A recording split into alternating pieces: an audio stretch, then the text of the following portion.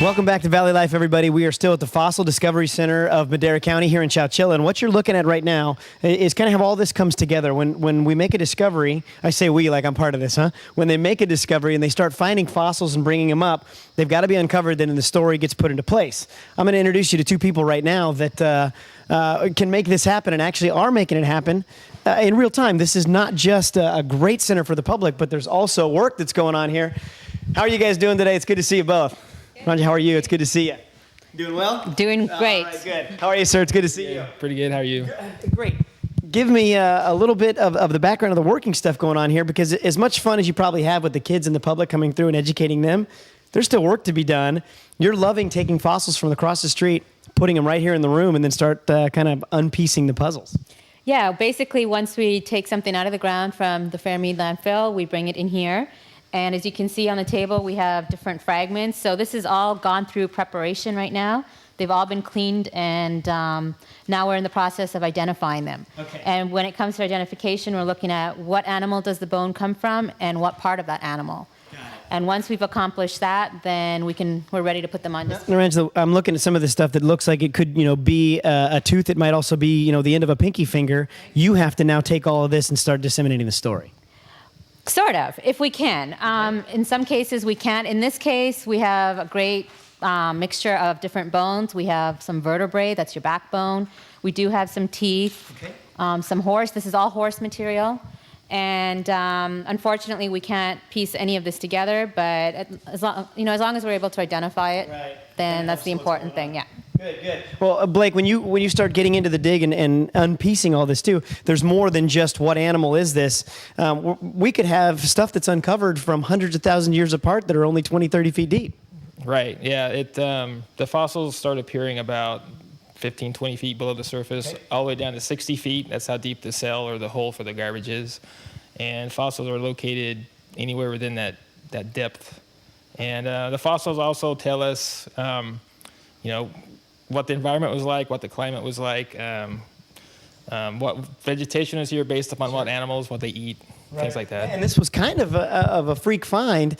Digging a landfill here in Chowchilla for Madera County, all of a sudden an excavator rolls over, sees some different color earth, and he thought to himself, there's something different going on here. Maybe I should call the higher powers. And then you folks came in and started making some serious discoveries. Right. I think the first thing they found that looked kind of strange was it turned out to be a mammoth tusk. And some of the scientists came in and they saw that it was something more than just an isolated find. Mm-hmm. It was a whole layer of bones, all different kinds of animals. And at first they thought, well, just a few bones, we'll take them out of here in a few days. But they think there's probably enough to excavate out of here for the next 20 years or so, or maybe more. And I think Grady was saying 15,000 fossils found already? Right, so far 15,000 from about 30 different species of animals. Unbelievable. You know what's crazy for me to think is, not, I guess, mastodons, not woolly mammoths, but mastodon, saber-toothed cats. I mean, all kinds of crazy things that we see in the movies we don't think were right here in the Central Valley. Right, and the only species that we have actually is the Columbian mammoth. And the woolly mammoth, which is slightly smaller, arrived in North America at a later time. Okay. So we have quite a lot of Columbian mammoth species, a lot of molars. As you can see, this is a tusk.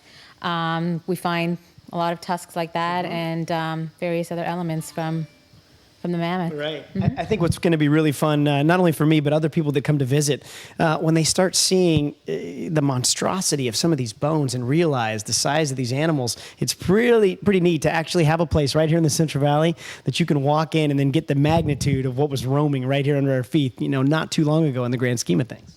Right, yeah, it's pretty amazing because the San Joaquin Valley, it doesn't have anything like this out here. Mm-hmm. Usually you think of places like this out in the Midwest or someplace a traveling show in San Francisco or something. Right, something like that, but it's right here in our backyard, and the fact that all these animals lived here at one time and until really not that long ago, 10,000 years ago, more or less, and that they were still here, and that we can still see them, see their bones and their remains. Right.